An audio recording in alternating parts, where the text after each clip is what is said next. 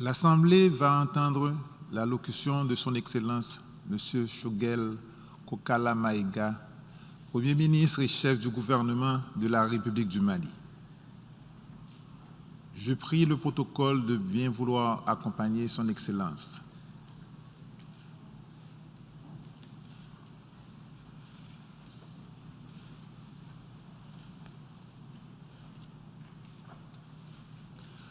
Au nom de l'Assemblée générale, j'ai l'honneur de souhaiter la bienvenue à l'Organisation des Nations Unies, à Son Excellence M. Choguel Kokalla Maïga, Premier ministre et chef du gouvernement de la République du Mali, et je l'invite à prendre la parole devant l'Assemblée. Monsieur le Président de l'Assemblée générale, Mesdames et Messieurs les chefs d'État et de gouvernement, Monsieur le Secrétaire général de l'Organisation des Nations Unies, Mesdames et Messieurs, je voudrais avant tout propos vous adresser les salutations fraternelles du peuple africain du Mali et celles du président de la transition, chef de l'État, Son Excellence le colonel Assimi Goïta. Je voudrais également, en leur nom et à mon nom propre, vous adresser, Monsieur le Président, les chaleureuses félicitations de la délégation du Mali pour votre brillante élection à la présidence de cette 76e session de l'Assemblée générale. Je félicite également votre prédécesseur, Son Excellence M. Volkan Bozkır de la République de Turquie, pour la manière remarquable avec laquelle il a dirigé les travaux de la 75e session de l'Assemblée générale. Qu'il me soit permis également de réitérer à notre secrétaire général, M. Antonio Guterres, notre haute appréciation des efforts louables qu'il continue de déployer pour la réalisation des nobles objectifs de notre organisation commune. Monsieur le Président, la 76e session ordinaire de l'Assemblée générale s'ouvre fort opportunément sur le thème de l'espoir. L'espoir de renforcer notre résilience pour nous relever de la pandémie de la COVID-19 dans un esprit de responsabilité, de coopération et de solidarité. L'espoir d'un monde plus sûr, d'un monde de sécurité humaine. L'espoir que le Sahel retrouve la stabilité et redevienne un havre de paix et un pôle de croissance et de développement. L'espoir, enfin, de revitaliser l'Organisation des Nations Unies.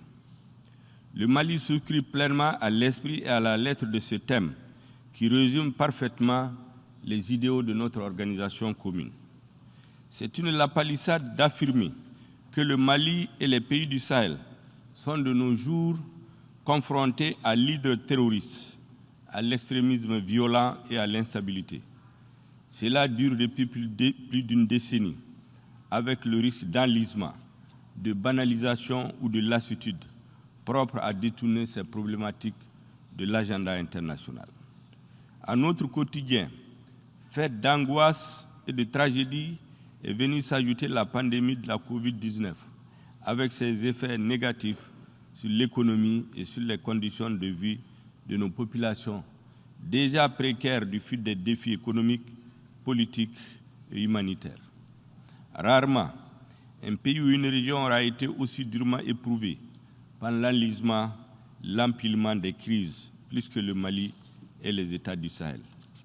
C'est dans ce contexte difficile que le peuple malien, après plusieurs mois de soulèvement populaire, a choisi une autre direction à notre pays et placé tous ses espoirs dans le processus de transition politique en cours dont il est l'artisan principal.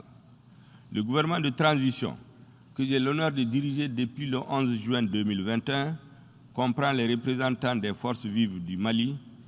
Fait notable, il comprend aussi, dans un souci d'inclusivité, des membres des mouvements signataires de l'accord pour la paix et la réconciliation issus du processus d'Alger, ainsi que des représentants des forces politiques et sociales de notre pays. Aussitôt installés, nous avons travaillé ensemble à l'élaboration du plan d'action du gouvernement de transition qui contient un ensemble de mesures dont la mise en œuvre va assurer la prise en charge des préoccupations majeures des populations éprouvés par la crise sécuritaire, politique, sanitaire et économique. Ce plan d'action du gouvernement, adopté le 2 août 2021 par le Conseil national de transition, organe législatif transitoire, s'articule autour de 4 axes prioritaires. Il est assorti d'un chronogramme d'exécution et d'un budget prévisionnel. Le premier axe du plan d'action du gouvernement érige la sécurité au rang de priorité élevée. Il répond à l'aspiration profonde de notre peuple, à la paix, à la quiétude, au vivre ensemble, à la cohabitation pacifique, à la cohésion sociale. En effet, malgré les succès indéniables enregistrés par les forces armées maliennes et leurs alliés, auxquels je rends hommage, les menaces entretenues par le terrorisme et les autres formes de banditisme et de criminalité transnationale continuent, hélas, à endeuiller notre peuple au quotidien et à menacer les fondements de l'État. De mars 2012 à ce 25 septembre 2021, où je m'adresse à vous du haut de cette auguste tribune, la situation dans mon pays ne s'est guère améliorée, malgré le soutien international et la présence sur notre sol d'une opération de paix de l'ONU, la MINUSMA, et des forces internationales telles que l'opération française Barkhane, la force européenne Takuba et la force conjointe du G5 Sahel. La situation continue progressivement de se détériorer au point que des pans entiers du territoire national échappent au contrôle du gouvernement. Mes citoyens vivent sous l'emprise des groupes armés terroristes, dans le déni de leurs droits les plus élémentaires. Leur accès aux services de base demeure hypothétique en raison de la faible présence des services de l'État, consécutive à l'insécurité grandissante. La MINUSMA, dont je salue ici le courage et la contribution à la stabilisation du Mali, évolue dans cet environnement vulnérable avec ce que cela comporte comme menace sur elle.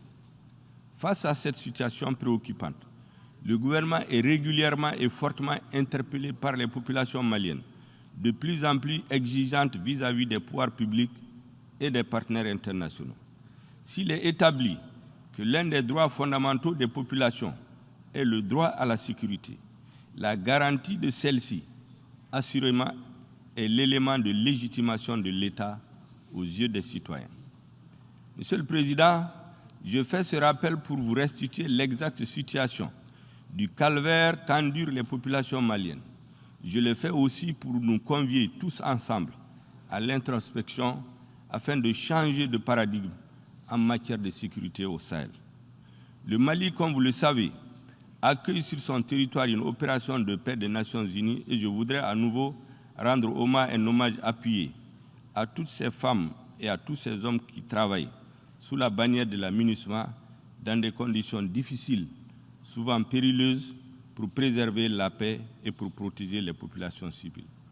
Je rappelle que notre organisation commune, l'ONU, a été bien avisée en 2013 lorsqu'elle a décidé de déployer fort opportunément la mission multidimensionnelle intégrée des Nations Unies pour la stabilisation du Mali, MINUSMA. La résolution 2100 du 25 avril 2013 établissant la MINUSMA avait considéré, je cite, que la situation au Mali constitue une menace pour la paix et la sécurité internationale et a décidé en conséquence d'agir en vertu du chapitre 7 de la Charte des Nations Unies. Dans son paragraphe 16, la résolution 2100 a fixé comme mandat initial à la MINUSMA, entre autres, je cite, d'appuyer les autorités de transition maliennes pour stabiliser la situation dans les principales agglomérations, en particulier dans le nord du pays, et, dans ce contexte, écarter les menaces et prendre activement des dispositions afin d'empêcher le retour d'éléments armés dans ces zones. La résolution 2164 du 25 juin 2014, qui a renouvelé pour la première fois le mandat de la MINUSMA pour un an, a souligné, je cite, que le terrorisme ne peut être vaincu qu'à la faveur d'une démarche suivie et globale, fondée sur la participation et la collaboration active de l'ensemble des États et organismes régionaux et internationaux, visant à contrer, affaiblir et isoler la menace terroriste. Fin de citation. En conséquence, le paragraphe 12 de la dite résolution autorisait la MINUSMA, je cite, à utiliser tous les moyens nécessaires pour accomplir son mandat dans les limites de ses capacités et dans ses zones de déploiement. Elle lui enjoint en particulier, au titre du paragraphe 13, je cite, d'étendre sa présence, notamment grâce à des patrouilles de longue portée, dans les limites de ses capacités, dans le nord du pays, au-delà des principales agglomérations et en particulier dans les zones où les civils sont en danger. Monsieur le Président, 8 ans après le déploiement de la MINUSMA, les extraits ci-dessus de la résolution 2100 de 2013 et la résolution 2164 de 2014 sont d'une évidente et brûlante actualité. Les populations maliennes sont exacerbées aujourd'hui devant les tueries de masse, des villages rasés de la carte et d'innocents civils fauchés, dont les femmes et les nourrissants souvent brûlés vifs.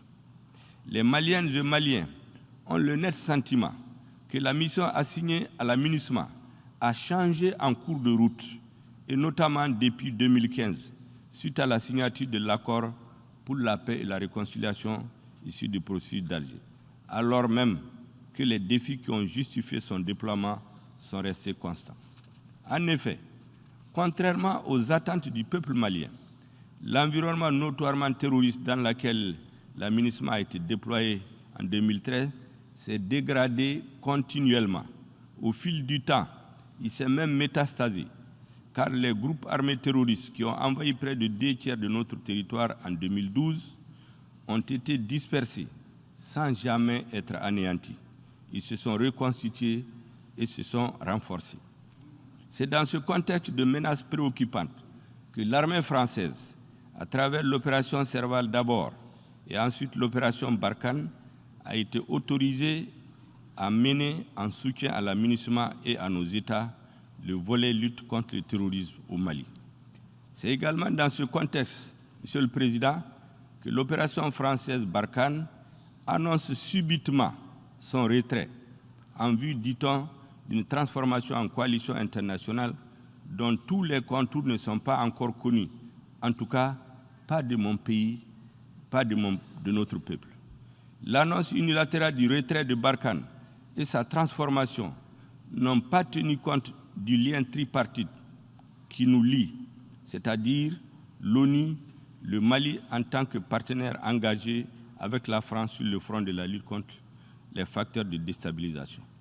Le Mali regrette que le principe de consultation et de concertation, qui doit être la règle entre partenaires privilégiés, n'ait pas été observé en amont de la décision du gouvernement français. Aussi, la nouvelle situation née de la fin de Barkhane, plaçant le Mali devant le fait accompli et l'exposant à une espèce d'abandon en plein vol, nous conduit à explorer les voies et moyens pour mieux assurer la sécurité de manière autonome avec d'autres partenaires, de manière à combler le vide que ne manquera pas de créer la fermeture de certaines emprises de Barkhane dans le nord du Mali. Cette situation doit également inciter les Nations Unies à avoir désormais une posture plus offensive sur le terrain. Monsieur le Président, il n'existe pas de sentiment anti-MINUSMA au Mali, pas plus qu'il n'existe de sentiment anti-français dans notre pays. Non, je le dis sans embâche, notre peuple n'a jamais été un peuple ingrat.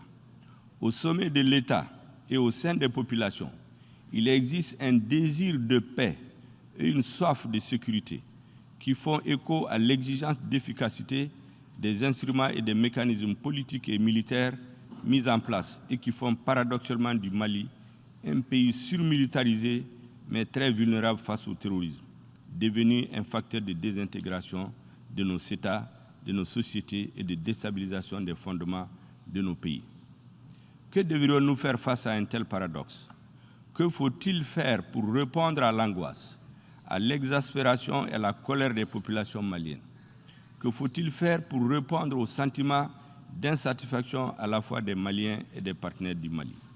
Je pense humblement, Monsieur le Président, que face à ces interrogations, nous devons avoir le courage et la lucidité d'interroger les instruments et les mécanismes évoqués plus haut. Nous devrions aussi et surtout remettre sur la table la demande d'un mandat plus robuste et d'un changement de posture de la MINUSMA, régulièrement fait par le gouvernement au Conseil de sécurité de l'ONU. Ceci permettra d'adapter le mandat de la MINUSMA, de lui donner les moyens de s'acquitter convenablement de son mandat et de répondre à l'aspiration du peuple malien, aspiration sans laquelle ni la mission de l'ONU, ni les autres partenaires militaires internationaux et régionaux présents sur notre sol n'auront la crédibilité aux yeux de mes concitoyens. En termes clairs, les Nations Unies doivent aider le Mali à lutter efficacement contre la criminalité transfrontalière organisée afin d'asseoir les conditions véritables de sa stabilisation, gage de la réussite des actions de soutien politique, humanitaire, de développement et de protection des droits de l'homme. S'il est établi que la situation au Mali constitue une menace pour la paix et la sécurité internationale, il nous revient donc de trouver les voies et moyens idoines pour continuer à y faire face de manière holistique, solidaire et déterminée jusqu'à l'éradication de la dite menace. Monsieur le Président, dans la guerre sans merci qu'il mène contre le terrorisme, le gouvernement du Mali ne ménagera aucun effort pour remplir ses obligations internationales en termes de respect des droits de l'homme. Il accorde la plus haute importance à la coordination des actions de nos partenaires sur le terrain, à la coopération régionale pour tenir compte de la dimension régionale de la crise sécuritaire au Sahel. C'est tout le sens de notre engagement dans la force conjointe du G5 Sahel. C'est aussi tout le sens de notre demande commune au sein du G5 Sahel en faveur d'un mandat robuste et adapté sous le chapitre 7 de la Charte des Nations Unies et d'un financement prévisible et pérenne de la force conjointe du G5 Sahel. Dans un souci de cohérence et d'efficacité, le gouvernement s'attelle à la mise en place sous mon autorité d'une structure de suivi et de coordination des activités de la MINUSMA, ainsi qu'à l'élaboration d'une stratégie de gestion intégrée de la crise au centre du Mali. Nous ne nous exonérons pas de nos responsabilités propres dans le processus de stabilisation du Mali. Le gouvernement de transition a une claire conscience que cette stabilisation passe aussi par la mise en œuvre de l'accord pour la paix et la réconciliation issu du processus d'Alger. Au demeurant, le gouvernement et les mouvements signataires, ainsi que ceux de l'inclusivité, poursuivent la mise en œuvre de l'accord dans un esprit de confiance et de responsabilité au sein d'un cadre nouveau appelé cadre intermalien pour la mise en œuvre de l'accord. Dans cet esprit, nous poursuivons la mise en œuvre intelligente et la relecture consensuelle de l'accord aux fins de son parachèvement. L'objectif recherché étant de favoriser son appropriation nationale et de renforcer son caractère inclusif tout en veillant aux conditions politiques et sociales du consensus nécessaires à la relecture de certaines dispositions conformément aux mécanismes prévus par l'accord. Concernant les questions de défense et de sécurité, un programme de désarmement, démobilisation et de réinsertion portant sur 3000 ex-combattants issus des mouvements signataires et de l'inclusivité a été mis en place, sur lesquels 1840 ex-combattants ont déjà été intégrés. Le gouvernement a également exprimé sa volonté d'intégrer 1160 restants au plus tard le 21 août 2021, n'eût été la lenteur accusée par la coordination des mouvements de l'Azawad dans la fourniture de la liste de ses représentants. Par ailleurs, le gouvernement du Mali est disposé à l'intégration prochaine des ex-combattants au sein des forces de sécurité, de la fonction publique de l'État et d'autres corps paramilitaires, dès que les quotas compatibles avec les capacités du budget national sont fixés. Le gouvernement est déterminé à surmonter les obstacles techniques qui émanent des autres parties à l'accord, en particulier des mouvements signataires dont l'adhésion au DDR doit être sans réserve. Le volet réinsertion socio-économique entamera les activités d'ici la fin du mois de septembre, avec l'appui de la MINUSMA et de la Banque mondiale. Je n'oublie pas ici la situation des réfugiés maliens dans les pays voisins et des personnes déplacées internes, qui reste une préoccupation majeure du gouvernement. nous nous attellerons à créer, avec l'appui des partenaires bilatéraux et multilatéraux, les conditions idoines d'un retour de la sécurité et de la dignité de nos populations et à assurer leur participation aux prochaines élections. Monsieur le Président, la transition en cours au Mali se veut une transition de rupture qui porte l'espoir de guérir le Mali des maux qui l'assaillent, dont l'instabilité politique et institutionnelle, l'affaissement de l'État, conséquences directes de la corruption et de l'impunité. Pour réussir ce pari, notre pays a décidé de s'engager dans la voie des réformes qui constituent le deuxième axe du plan d'action du gouvernement. Ces réformes vont au-delà des questions politiques et institutionnelles et visent in fine à refonder l'État, dont le délitement progressif est à la base de l'extrême vulnérabilité du Mali face aux défis politiques, économiques et sociaux auxquels il est confronté. Mon pays souhaite être une solution aux crises qui menacent le Sahel. Le Mali aspire vivre en paix avec ses voisins, renforcer son unité, sa stabilité et recouvrer la plénitude de sa souveraineté sur tout son territoire. Le Mali veut garantir la sécurité humaine à l'intérieur de ses frontières en consolidant ses institutions constitutionnelles. À cette fin, le Mali est engagé à faire sa mue à travers les réformes, à amorcer sa transformation vers un État stable et prospère, orienté vers le bien-être de ses habitants. Ces réformes ont trop longtemps été différées, pour différentes raisons, par les différents régimes politiques qui sont succédés au pouvoir depuis 2 décennies. La transition en cours, sous la haute conduite de son Excellence le colonel Assimi Goïta, a décidé de s'y engager fermement. Le chef de l'État nous a commis à convoquer, dans les tout prochains jours, les assises nationales de la refondation, dont les recommandations auront force exécutoire aussi bien pour la période de transition en cours que pour la poursuite des politiques publiques à venir. Le troisième axe prioritaire du gouvernement est consacré à l'organisation des élections générales, transparentes, crédibles et inclusives, devant marquer le retour à l'ordre constitutionnel au Mali. Ces élections sont particulièrement importantes, car elles seront le baromètre de la réussite de la transition. Nous savons que leur qualité et leur crédibilité conditionneront l'avenir de notre démocratie, la légitimité et la solidité des institutions. Tirant les leçons de notre pratique démocratique récente, le gouvernement va instituer un organe unique indépendant de gestion des élections. Cet organe unique de gestion des élections posera les jalons politiques, juridiques et institutionnels de la restauration de la confiance des acteurs politiques et des citoyens lors des compétitions électorales. Il s'agit là d'une innovation majeure de nature à renforcer la démocratie et la légitimité des institutions. Nous avons conscience des délais impartis à la transition et de nos engagements internationaux. Nous travaillons sans relâche à les respecter. Dans cette optique, l'organe unique de gestion suivra un processus accéléré de mise en œuvre à travers la relecture de la loi électorale, l'installation d'un directoire national et des démembrements au niveau régional et local et dans les ambassades et consulats du Mali. À cet égard, la table ronde sur l'examen de l'avant-projet des termes de référence des Assises nationales de la refondation est ouverte hier à Bamako. Au-delà de la question de l'organe unique de gestion des élections, le gouvernement va s'atteler à réformer le système électoral à travers la relecture des textes fondamentaux régissant les élections. Enfin, Monsieur le Président, le quatrième axe de l'action gouvernementale consistera à instaurer la bonne gouvernance et l'adoption d'un pacte de stabilité. Sous ce chapitre, le gouvernement s'est engagé à assurer une gouvernance de rupture et d'exemplarité. Une lutte implacable est déjà engagée pour combattre la corruption et l'impunité qui sont à la base de la déliquescence de l'État. Les mesures en cours dans ce sens vont se poursuivre et s'intensifier.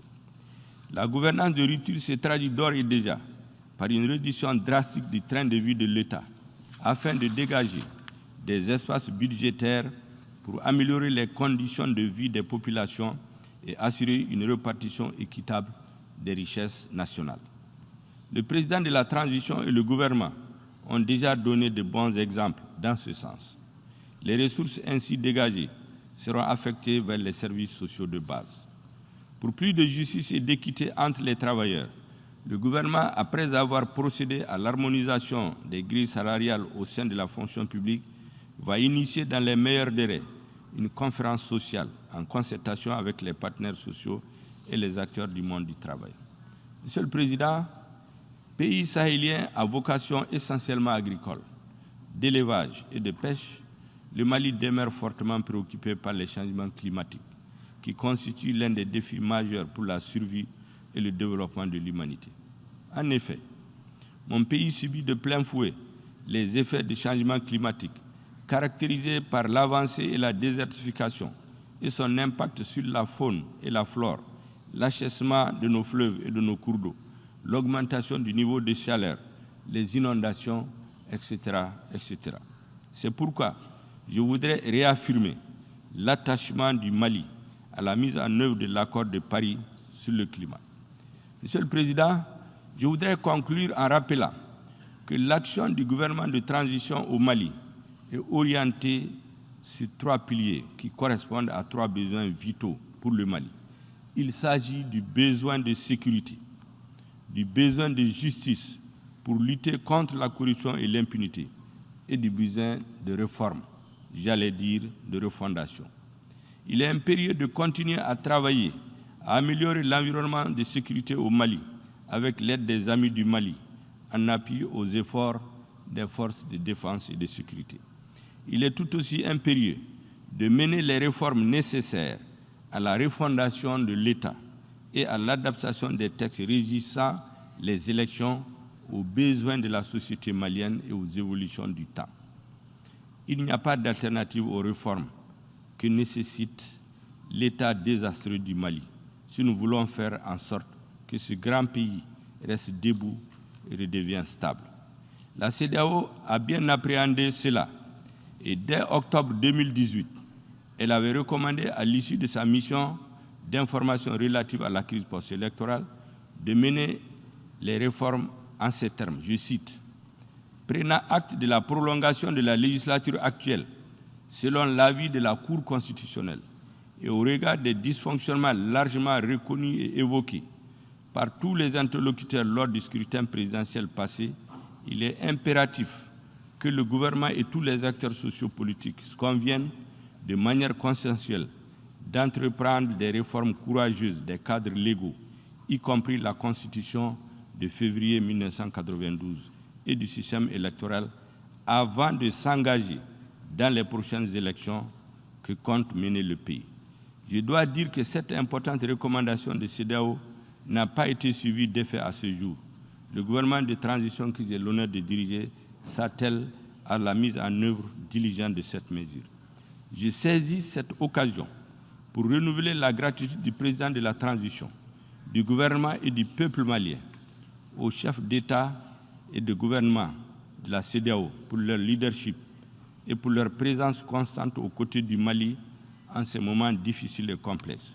Nous les exhortons à continuer à avoir une lecture lucide de la situation qui prévaut au Mali, un pays vaste, ouvert sur 7 frontières et qui constitue une digue pour toute la région ouest-africaine. Je vous remercie de votre aimable attention.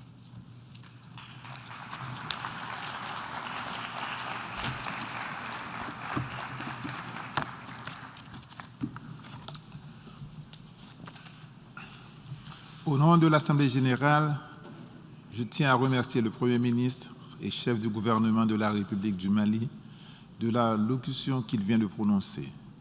Et je prie le protocole de bien vouloir accompagner son Excellence.